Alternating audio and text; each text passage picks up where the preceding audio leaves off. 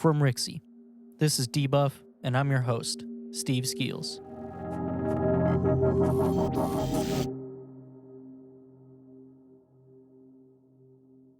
Welcome back to Debuff.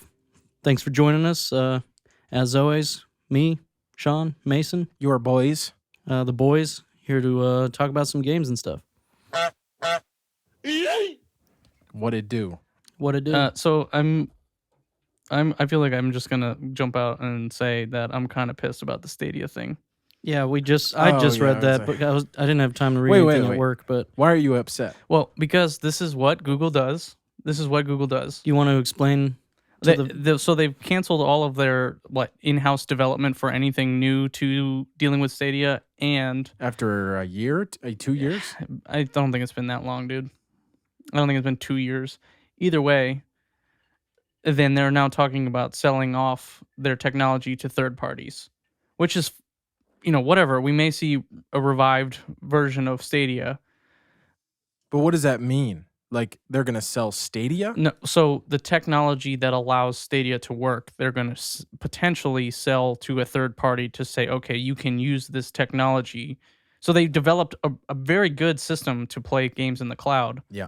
And could now sell that to, I don't know, NVIDIA. Sony. Because Sony, anyone who wants to buy or is looking to do what Microsoft is doing with xCloud or what Google has been doing with Stadia. But, I am obviously a huge Google fanboy, so don't take this the wrong way. But this is exactly what fucking Google does. If you go to killedbygoogle.com, there are 224 projects or services that Google has killed. Did someone put Stadia on there already? I don't think Stadia is on it yet, but it is. Yeah, I mean that's the next one that's going to be on there. But I mean, Chrome apps, which were like a really cool thing where you could install an application that just looked like a little app, but it was really a web app. Okay, well that's unprofessional. Striking. It is unprofessional, and it, I don't know. It just makes me mad because I didn't get into Stadia till 3 months ago. I was gonna say, you guys rake me over the coals for not playing Banjo-Kazooie, but you guys just got Stadia. Okay, you haven't even plugged yours in, my guy. I haven't plugged it in, inbox. but bro, I was a fucking founder edition early adopter. So you gave them money, you invested, and then you didn't ever use the technology because I didn't have any good games. We got it because it was free. I mean, there was no point to, but it is really cool, and that is the kind of the way that things are going. That's why Microsoft, they said, however long before the series consoles came out, that they don't see Sony and Nintendo as competitors. They see Amazon and Google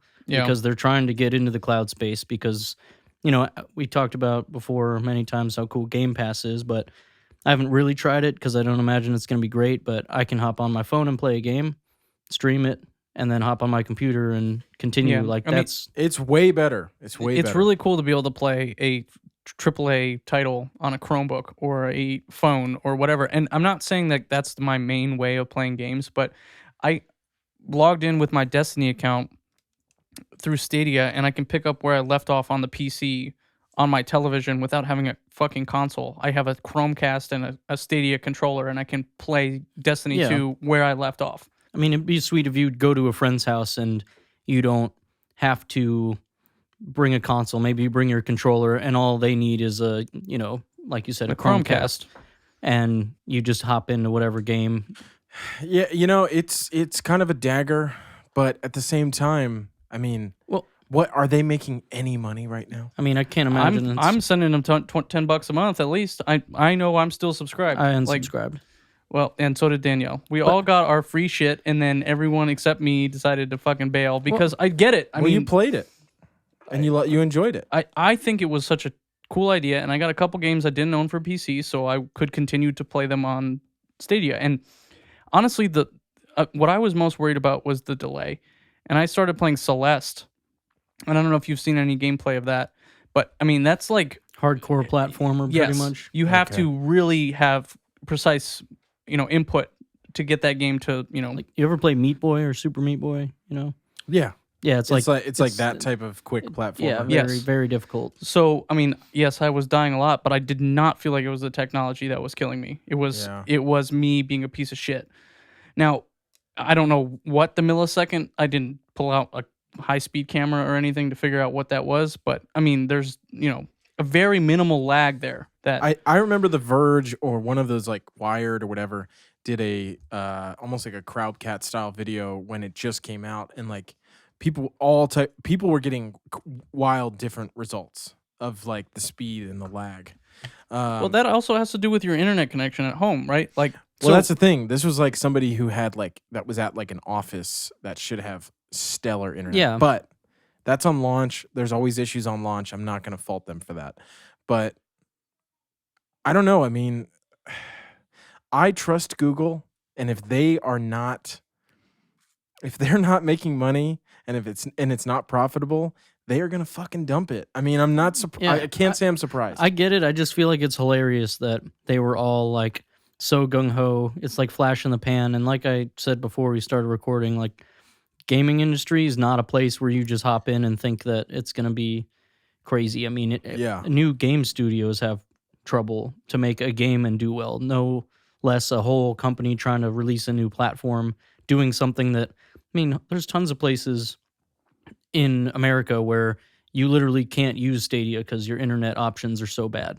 There's countries like Australia where most of the continent has like no option for good fast download speeds. Yeah. But I also feel like this is what Google does, though, is they come up with an idea or do something that is so far-fetched that they have no choice but to kill it because it's not going to work in our day and age. But I think that for people who want to play video games without having to upgrade their console every 6 years, this is the choice for them, right? Like that is the option is to go with something like this. You pay monthly and you get access to all of these games, and a lot of them are fucking great games. Well, I will say we don't really know exactly what's going to happen because they said that they're not doing any exclusive content. You said maybe they'll sell it, but what this quote is, they're expanding their efforts to help game developers and publishers take advantage of their platform technology and deliver games, blah, blah. Opportunity to work with partners seeking a gaming solution built on their infrastructure and platform tools. I think it's the best path for Stadia long term. I paraphrase that, but yeah, pretty much what you said. They're trying to potentially have someone get it, which could be cool because right now Microsoft is doing what they're doing with xCloud, which I've heard, I haven't tried, but works really well. Someone like Sony does not have anything going. I know they said they were supposed to be working with Microsoft, which was weird, but their PlayStation Now feature they had used to be streaming, and it was pretty trash. And I feel like Sony's going to want to do something, have some option. What's Amazon's Luna? Is that what it is? Garbage. Yeah, but I mean, if they could sell to Amazon and say, whatever, we don't want this, you try to carry the torch, they might come out with a pretty sweet deal. I want to ask one thing and I want to say another. Are they actually for sure trying to sell Stadia? Well, it just said that but it says, we see an important opportunity to work with partners seeking a gaming solution all built on Stadia's advanced technological infrastructure and platform tools. That's the best path for Stadia into a long-term sustainable business. So maybe they're not going to sell it, but they might form a partnership. You might see like, Sony streaming via Stadia, whatever, PlayStation games on Stadia. That's what I think they're doing. They don't want to. They probably got into the gaming space and they realized it is a slog and it's hard and it's hard to make a hit. And they were like, let's take a step back. We need to focus on the platform, which is way more important than a couple good games. And so maybe they're saying, let's stop the game studio stuff. Let's focus directly on the platform because that's what's going to stand the test of time. And so that's what they're doing. But the other thing I wanted to say to something Sean said was, I remember when Stadia was launched and Adam and Lawrence and all those guys were still on Funhouse. Well, no, when they were still on Inside Gaming. Remember when they were doing? They were all doing that. They were ragging on. Yeah, they were like building the channel up so that when they left, they were still subscribers. They were saying, "Who the fuck is Stadia for? Yeah, you've got to have good internet. You've got to have enough money to. That's pay what for I it. said too. And like it's just and that's what I'm saying. Like That really is kind of the end all. Is like if they are gonna sell it, they have since realized like this is a really small market. Yeah, right now. The thing is, that doesn't mean in 5 years. Is I think that they were ahead of their time in launch of this, but this is when Microsoft was also working on something. This is what Amazon with what they're working on. Like they're trying to do something that is way too ahead of its time, right? And so to me, it doesn't make sense to just fucking kill it. Yeah. But they got to hold. Yeah, I mean, exactly. Which we'll talk about that later. In a hold the fucking line, boys. No. Continue though. Like I'm just saying, what I was gonna say. You're right. Is that if they stuck it out, they could see where it goes. Because 10 years from now, when maybe I hope not personally, but if everything was like streaming, or at least a large percent of the market was just streaming, if Microsoft has a whatever stick they've talked about, maybe they'll have something like a Chromecast you plug in and you stream games. And they've already talked about that. Yeah. Google might be shooting themselves in the foot bailing this early, but they also, like you said, probably invested a ton of time and money, and then now they're not making any money. So I don't know what it costs them to wait 5-10 years. The thing is, to me, is that we all live in bumfuck nowhere. Like, not saying that we're in the middle of the fucking desert or anything, but we are able to get fast enough internet to run Stadia. And I was not playing Stadia via a wired connection.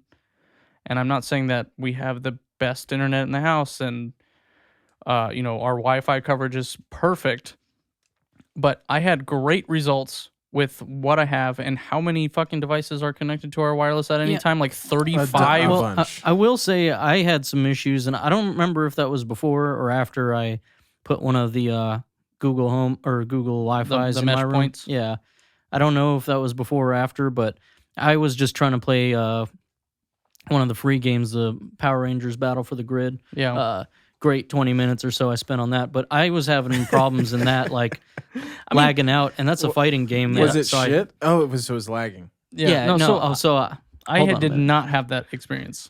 Well, I want to like that game, but I didn't want to pay for it, so I was checking it out. No, yeah, like it started like, you could tell it was trying to buffer, and it didn't happen a ton, but again, I don't remember if that was when I had it, so not a good point of reference if I can't even recall that, but either way, like that kind of shit does happen. I mean, well, I can imagine that the connectivity in your room is a little bit worse than the rest of the house, because that is the furthest access point away. Like, that's the farthest from the main point. Yep. So, I mean, to me, it just sucks, because this is what Google does, is they come up with a crazy idea, they do something really cool, and then they just fucking axe it. So, like, just as an example, the Nexus Q, like, that was a really cool idea that would let you plug in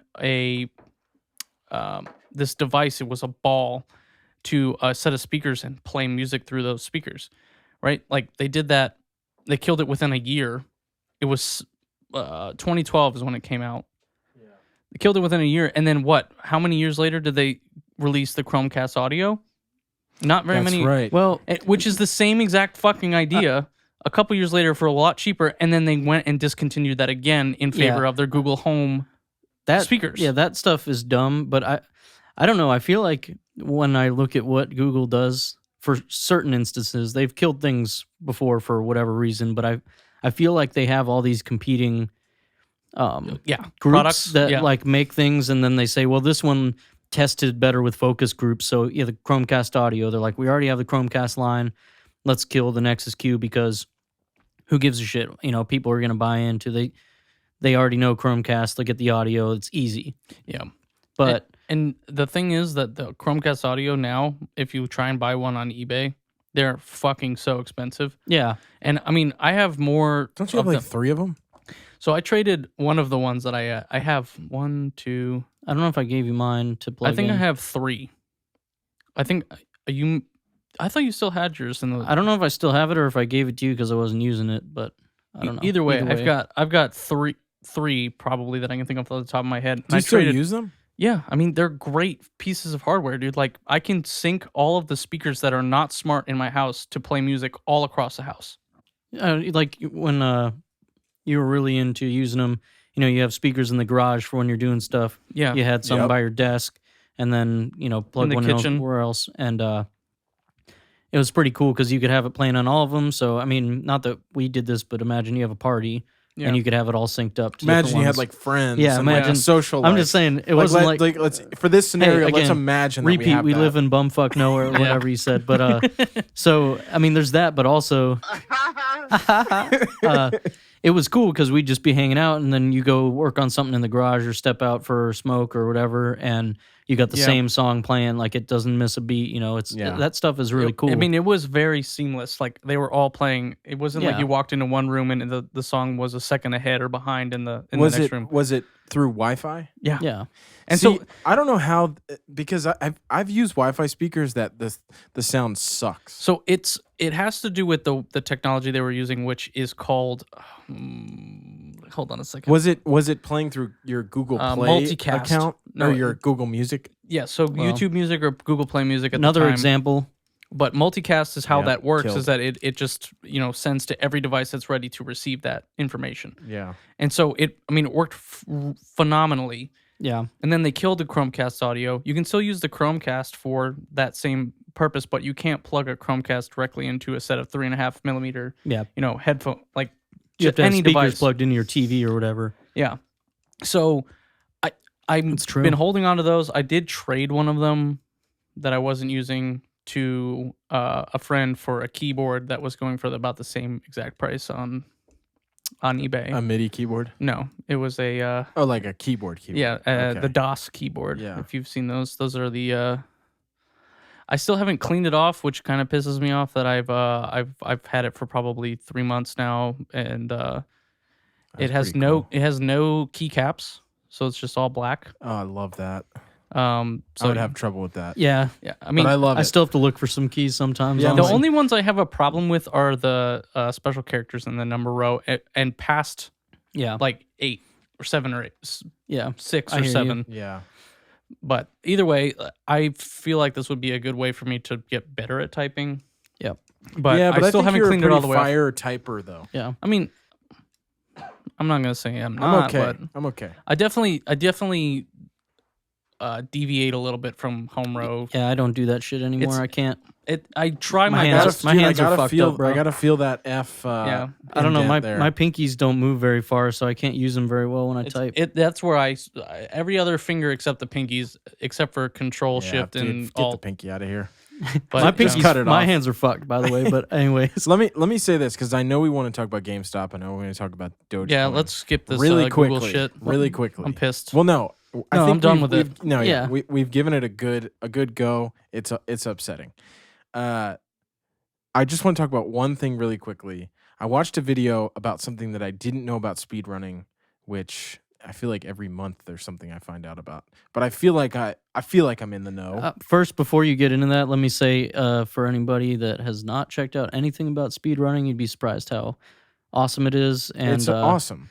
What's the channel? Summoning Salt is like the best place to go and just get interested. So go check that out, and then Mason, you give your well, yeah, we'll put that in the show notes. Sean did a rec about that as well on the Daily Rec, another Rixie good podcast. Plug. All right. Summoning Salt. I will say, dude, have you noticed everybody's copying him now? Dude, yeah. so someone Rixer is copying him. There's another. I think it's like the lovely something. I don't know, but so. What's funny to me is that I was watching Curtis. What's his fucking name? Jesus Christ. Anyway, some guy who makes normal YouTube videos, mostly rants, and he's a funny guy. Don't get me wrong, but he posted this video and was like, "Yeah, but," in one of the sections, he was like, "Yeah, but, does your brain reward you by saying, 'Oh, great job editing this video for 5 minutes. Why don't you go back to YouTube and watch another half an hour video about fucking speedrunning?'" And he cuts to a clip where it is the Mario Kart like world record speedrun. And the only thing that made me mad about it was that he cut off, like you can still make it out, but Summoning Salt was cut like halfway. And I was like, man, like that guy puts a fucking ton, I have to imagine a ton of time into that. And just for they're you like to make research papers, bro. a 30-second joke. It wasn't even probably 30 seconds about like, going back to YouTube because your brain needs, serotonin stimulation, right, from watching YouTube videos. and it was summoning salt, and I know it was because it was that fucking video that I honestly still love to this day. Yeah. And I was kind of mad that they just cut him like that, but well, they didn't really give him credit for that video. Well, he doesn't need the recognition. Oh no, the people that's for who sure. know, if you're in the know, you're in the know. Yeah. And you know that he is the guy. And everybody who's copying him now is using the same fucking like home song in the beginning and the end. They're using his same story arcs. I will. Oh, hold on. Dude, what's crazy is like story arcs. Well, no, they really are. Like the arc of the story is always the same. It is so funny but for you to phrase it that way. But it is. I mean, it's the arc of the speedrun, and like the crazy thing is that I don't think people give him enough credit for how difficult it would be to source every chapter of the speedrun of like, oh, here's this like mundane like, oh, there's the record that changed in 2015, and he's got like clips from that Twitch stream. And yes, it might be a VOD, and I get that, but like, but I mean, you have to go back and understand. And I think he probably talks to like everybody in the know in that community. I don't know how he's doing it. Honestly, it's I can imagine it being so difficult. Yeah, I didn't mean to make this a whole tangent. No, I apologize. It's fine. No, but I did want to say one thing real quick. I guess two things now. Sean, about cutting him out, that sucks, but also were they using any of like what he was saying? Because if it's just the footage, it still sucks and you shouldn't just cut half his name out, but that's not his footage is one thing. So it was Curtis Connor, that's who it was. That's true. I'm just saying it sucks because you want to give cred, but I'm just saying. If you're on YouTube and you haven't seen those and you're in the speedrunning community, like what the fuck are you doing? Because that's like, I would say a solid chunk of what's really popular in the speedrunning community, other than like GDQ and shit. But, so let me get back to my original point. So I watched a video about, the title was like, how speedrunners get a world record by staring at rupees for 17 hours or something like that. I don't know the name of the channel, and I'll put it in the description or I'll put it on screen or something. But so I know about the 100% category, which is you have to get every item in the game, and essentially, I guess, beat the game as well, which is usually the longest category, usually, quote unquote. Then there's any percent, which is you can get however many things that you want to get, but get to the end as fast as you can. And then there was the whole reason I'm talking about this new category that I didn't know about. I don't know if it's necessarily new. It's probably not, but it's called low percent, which is getting the fewest amount of items.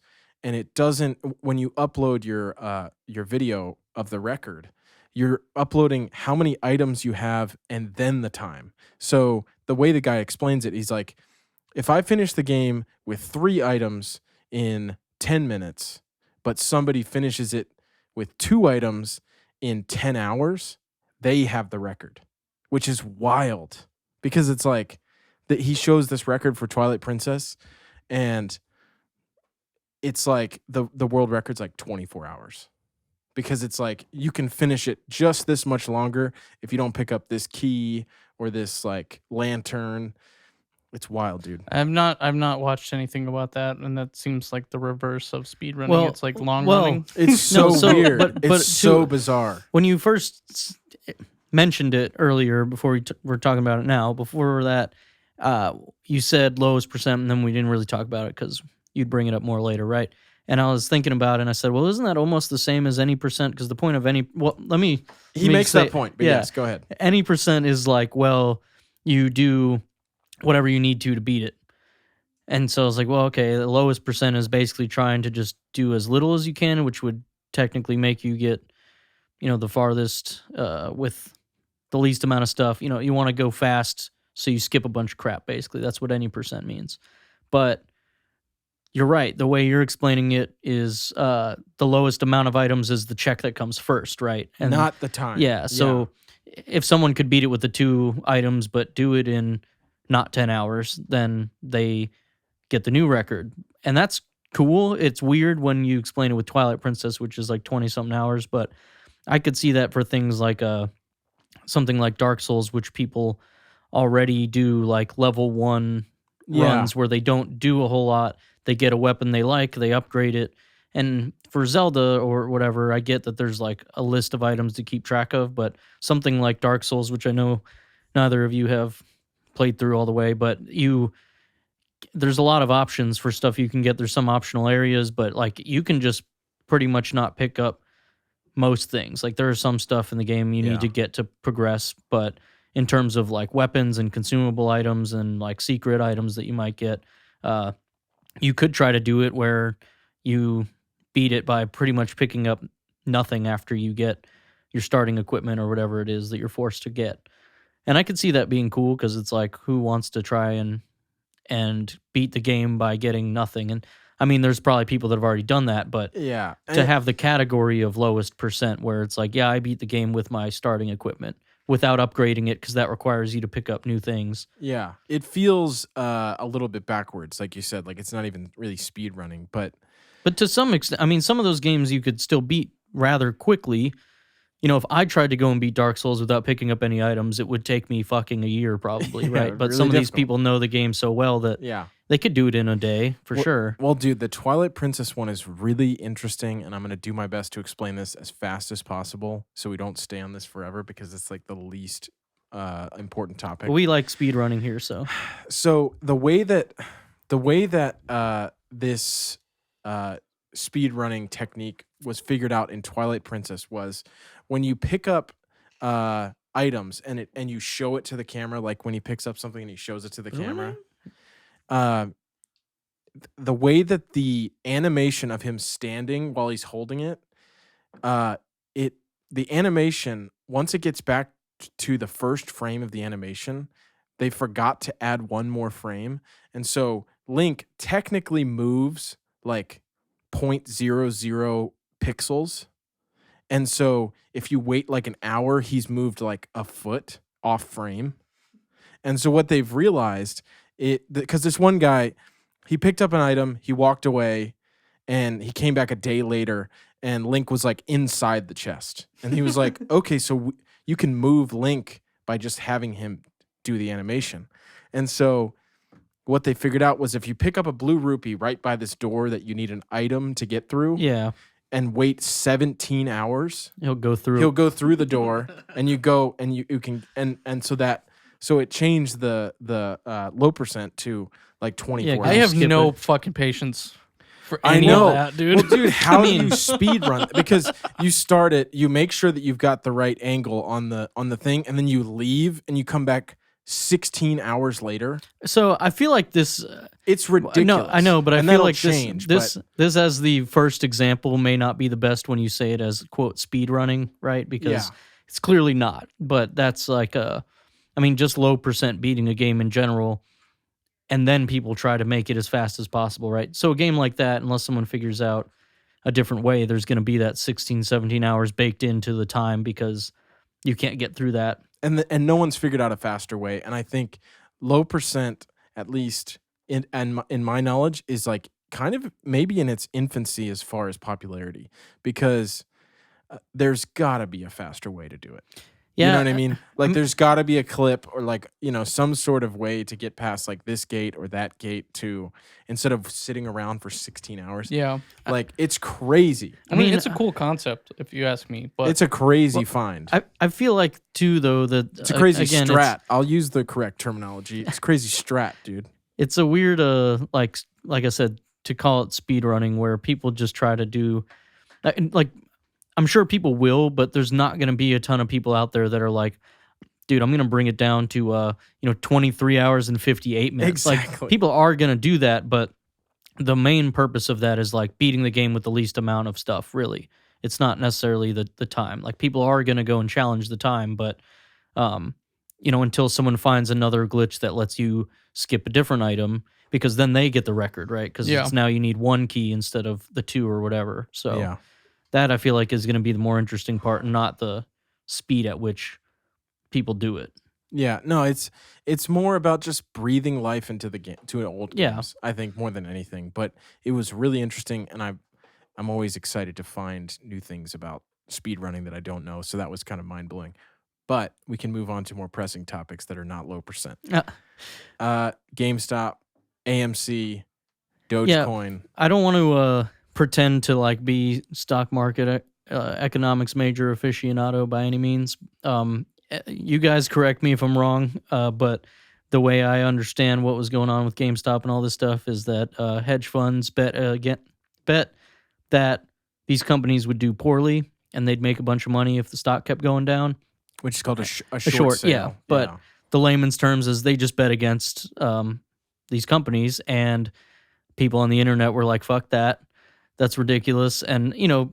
Oh, so the thing I'll say is it was like not even just betting against them, but it was like 130% to 140% betting against them. Yeah, like over what...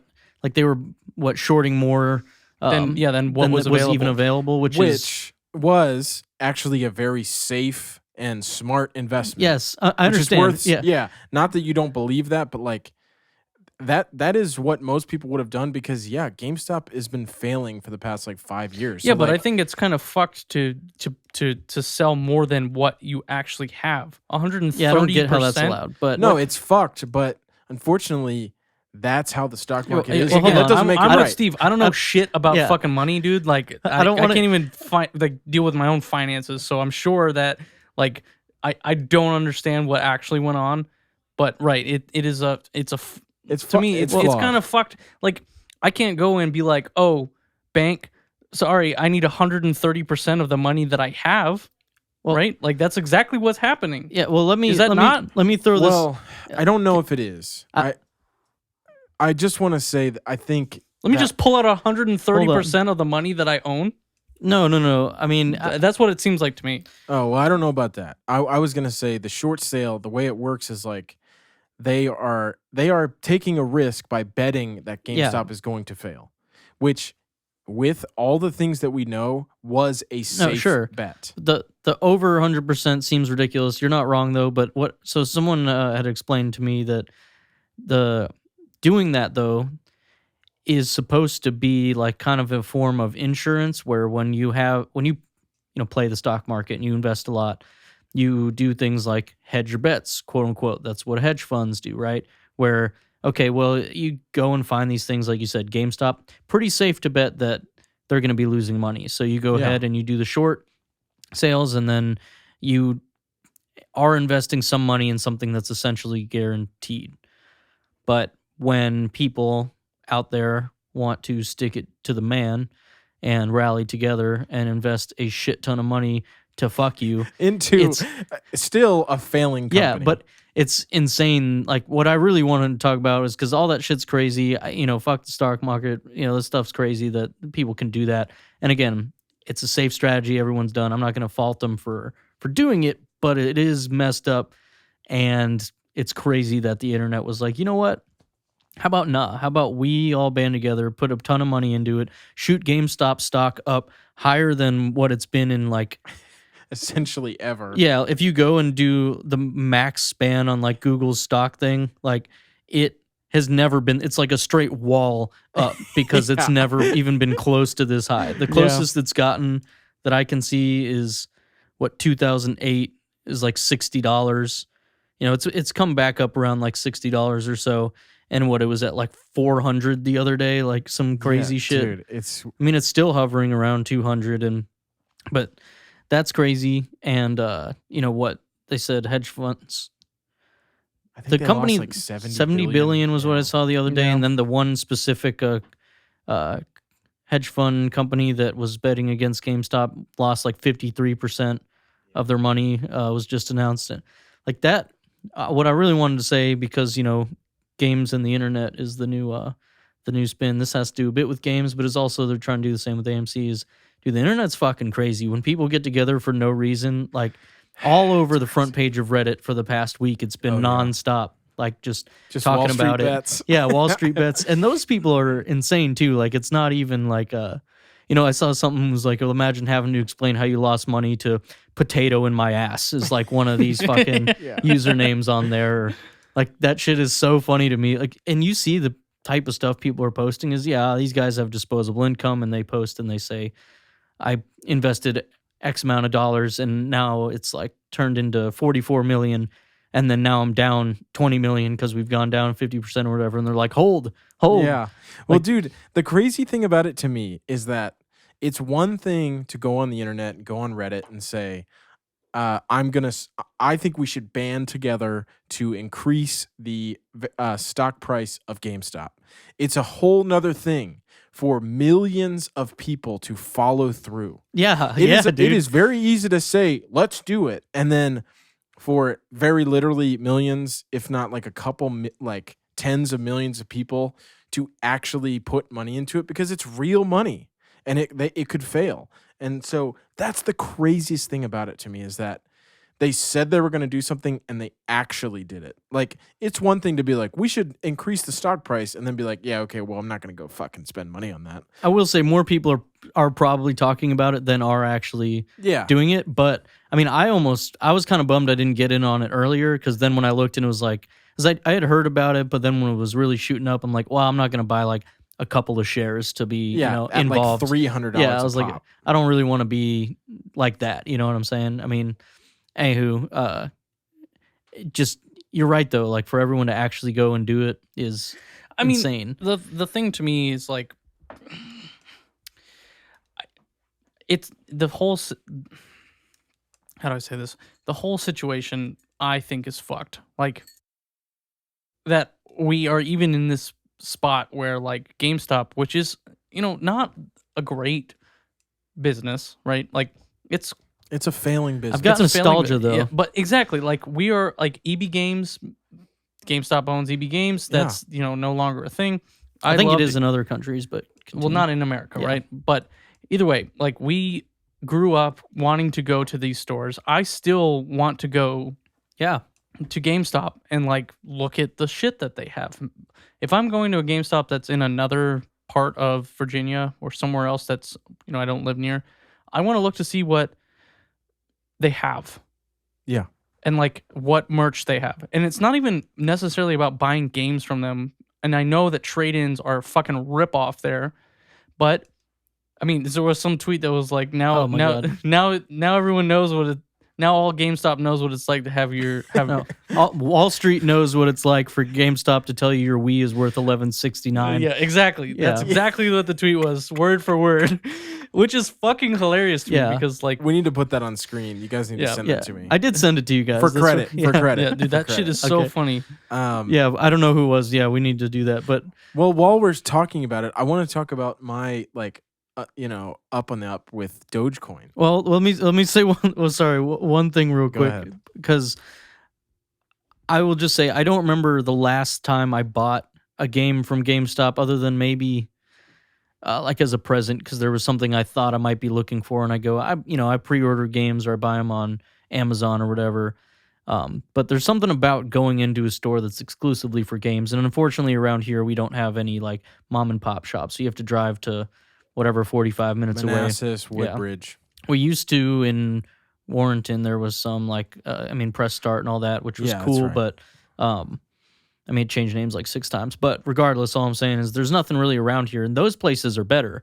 But when you don't have that, you can go into GameStop. You can see, they don't have retro games. They have a bunch of Think Geek merch. But whatever. It's fun going in there with Lena when she hasn't been playing much besides Roblox lately. But going in there and just like peeping games, checking out the merch, like as a kid, that type of thing. Like you said, every time we went to the mall, it's like, I want to go into GameStop. I don't want GameStop to die. And I think personally for me, it was awesome to see people being like, oh, you're betting against GameStop? Fuck you. Yeah. No, it feels good. And stick it to, the Wall Street people that, the stock market, I get why, you invest your 401k and all that stuff, like stuff gets invested in ways that are legit, right? But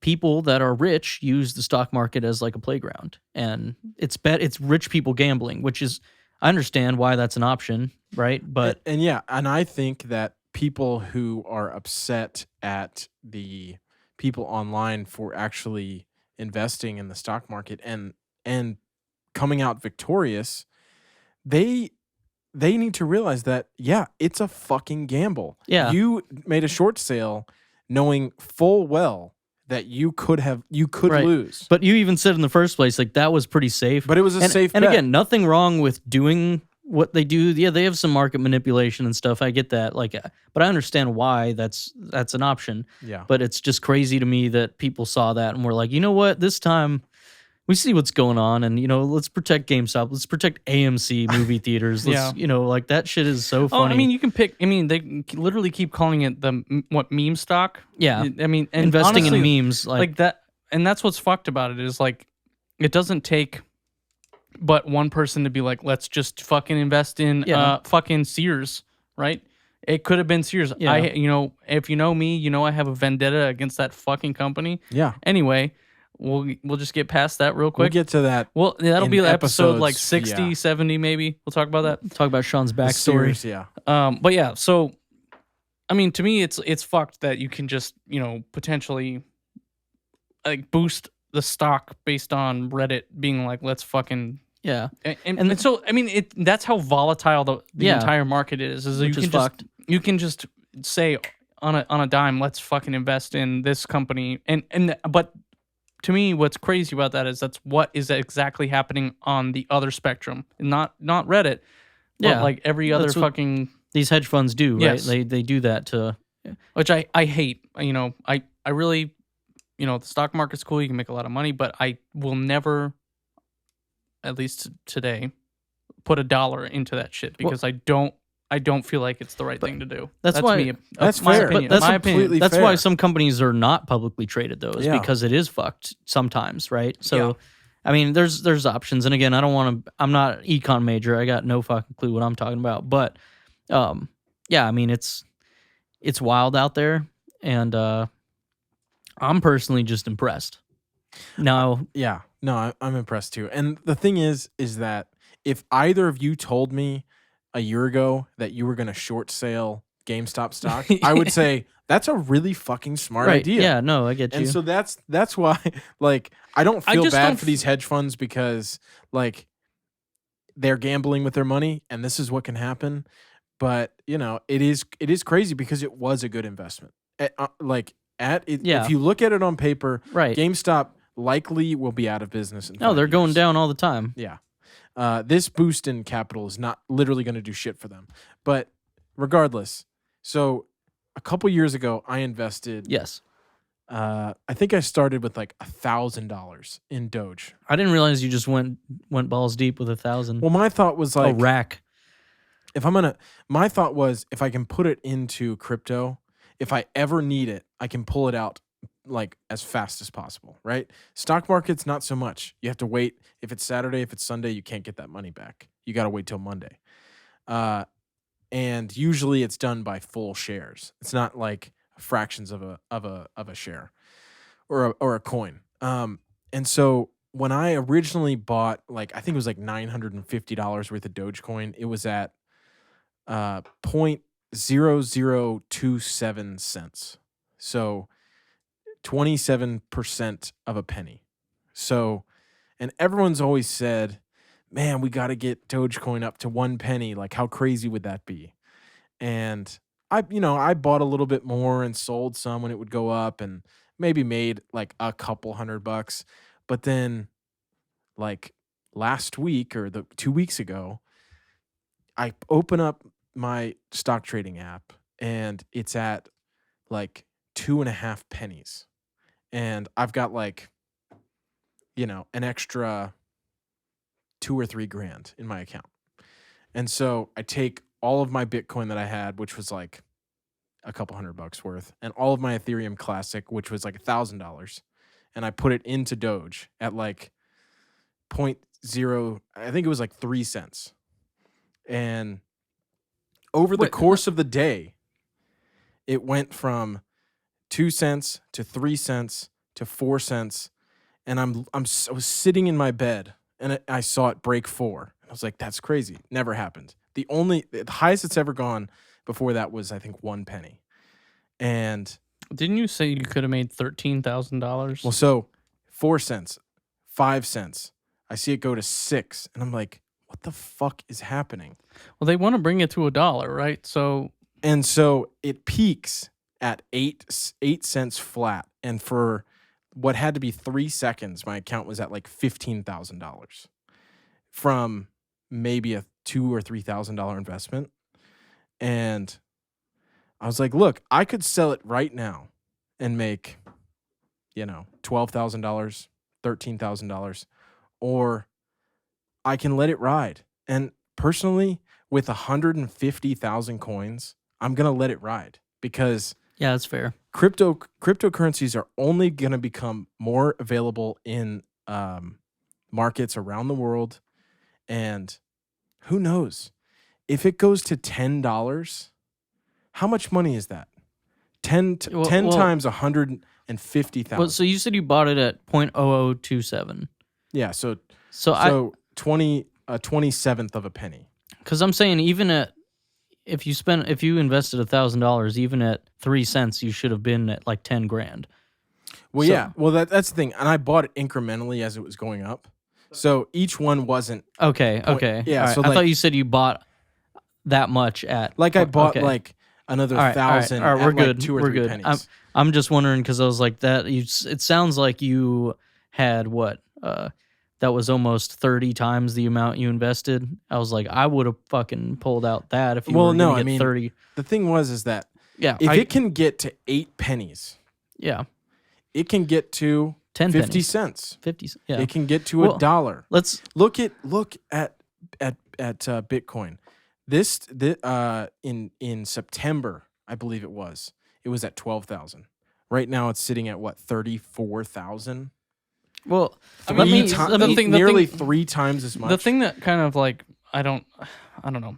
I hate to say it, but like it's literally called meme coin, like the parent company, which is funny to me, right? But also like it is a joke to me. Like there's Bitcoin has a finite amount of Bitcoin that can exist. Dogecoin has an unlimited amount. Unlimited amount of money that can exist, which to me is like the American dollar, right? We can just continue to print that because it has no value. Yeah.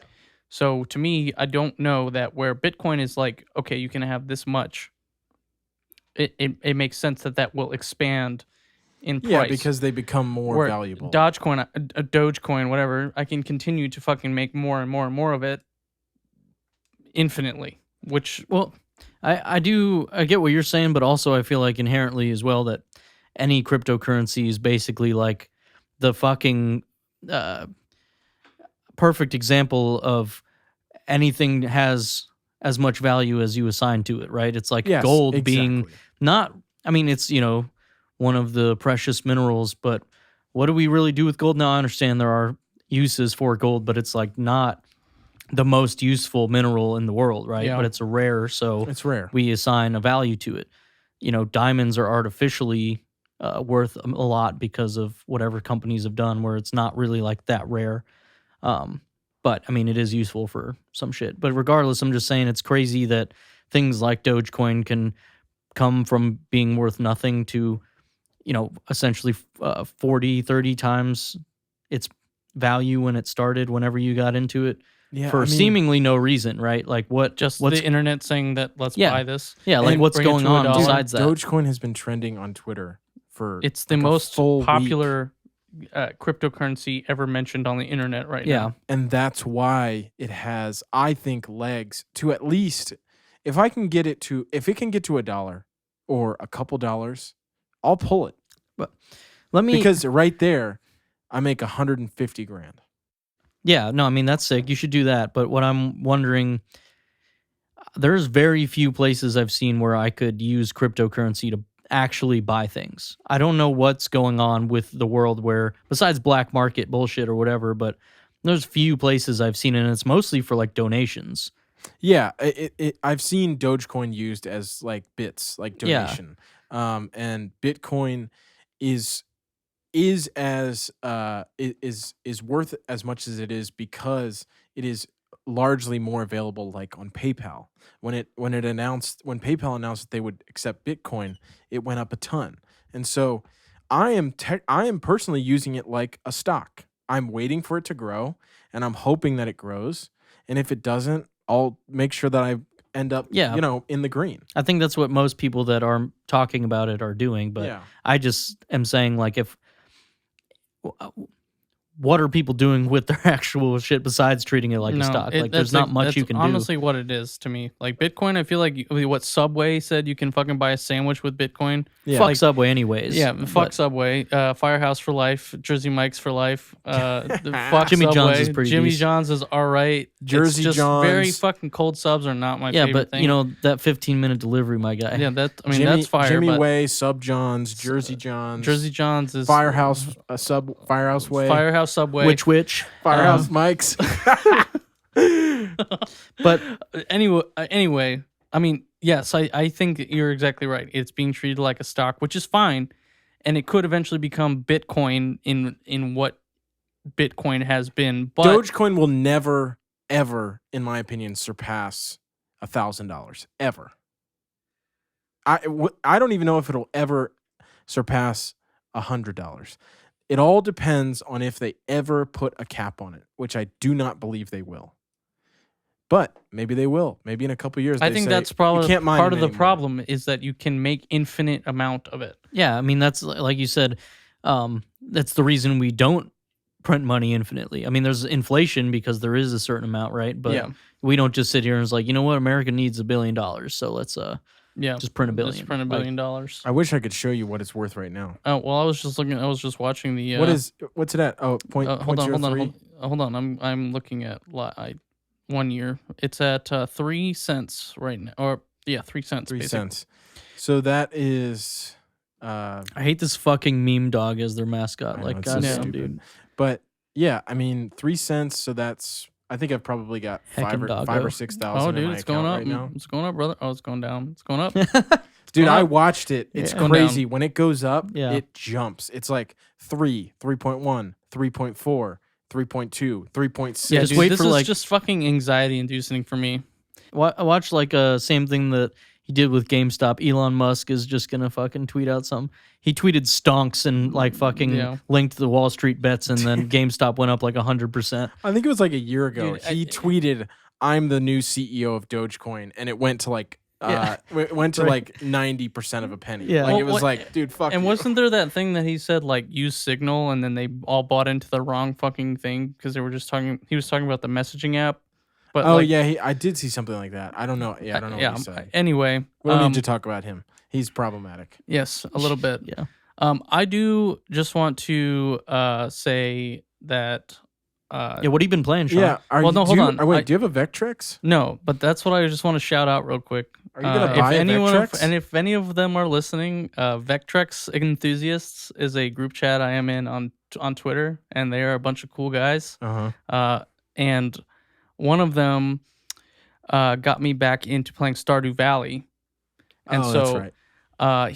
Him and I played for like, I don't know, 4 or 5 hours one night, multiplayer, which I hadn't done before. We were playing multiplayer Stardew Valley, and he like started a new farm, and we just like we're starting to like speedrun the beginning of that game, just like do it as fast as we fucking could, because we both played it a little bit, right? We both played it, and I mean, so he got me back into it, and that's basically what I've been playing for the last week now. I don't know a ton about it, but I've seen it. Stardew Valley is kind of like a 2D Harvest Moon. So he took it was developed by one guy. He took I do know that inspiration from Harvest Moon, Animal Crossing. It's got to be Rune Factory, dude. Terraria. He took a lot of inspiration from like a couple games and made this like farming simulator. And I almost don't feel right calling it a simulator. Like it is at heart like you're running a farm, but there's so much more to that game that like the mines are fun. Like combat is fun in the mines. There's a whole story about like just trying to figure out what the fuck's going on. Joja, the fucking evil Walmart corporation, basically, like that you can either side with or not side with. Yeah, there's a lot to that fucking game, and don't side with them. Exactly. I mean, fuck Walmart, fuck Joja. But anyway, I mean, that's basically what I've been playing. I can't put it down again. This is the second time I've been sucked into this game, and I mean, I will play it. I played it for like 25 to 30 hours straight, and every time I picked up the game, and then I put it down again, and now I'm right back where I started. Well, I have one question. Why is a Vectrex Twitter group playing fucking Stardew Well, Valley. so I don't know what Vectrex is. You guys trying to port Stardew Valley to the Vectrex? A while, like maybe I have no idea when this group chat started, but someone said on Twitter, one of my Twitter, you don't have a Vectrex. Twitter buddies, Neil, was like, would anybody be interested in a gaming group chat? And I was like, fuck yeah, dude, like let's do that. Obviously I wasn't a part of starting it or anything. He just like invited a bunch of people that he knew were into gaming, and then for whatever reason he decided to name it Vectrex. Vectrex Enthusiasts. I mean, he started another one that I'm a part of that was all food related, and it's called Food Beach. Okay. Like, so cool, man. I mean, he's got a clever naming scheme. The Vectrex is I just looked it up. Okay, yeah, it's like an old console for people listening or watching. It's essentially like a vector-based game where you would put in these like slide projector cards over top of the screen, and it would help you play the game. It would give you essentially the way that the map should look on the screen. It's a really weird, interesting console, but not talked about a lot. The weirdest thing to me is that it is vertical, not horizontal. Yeah. But it's a weird arcade machines were kind of like that, right? Anyway, again, shout out my boys and women in my non-binary folk. My non-binary folk in Vectrex Enthusiasts. Y'all are awesome, and I love talking to you in the group chat. Gang. Anyway, what have you all been playing? Mace? Go ahead. Okay. Actually, I haven't really been playing anything. I played Rayman 3D on the plane.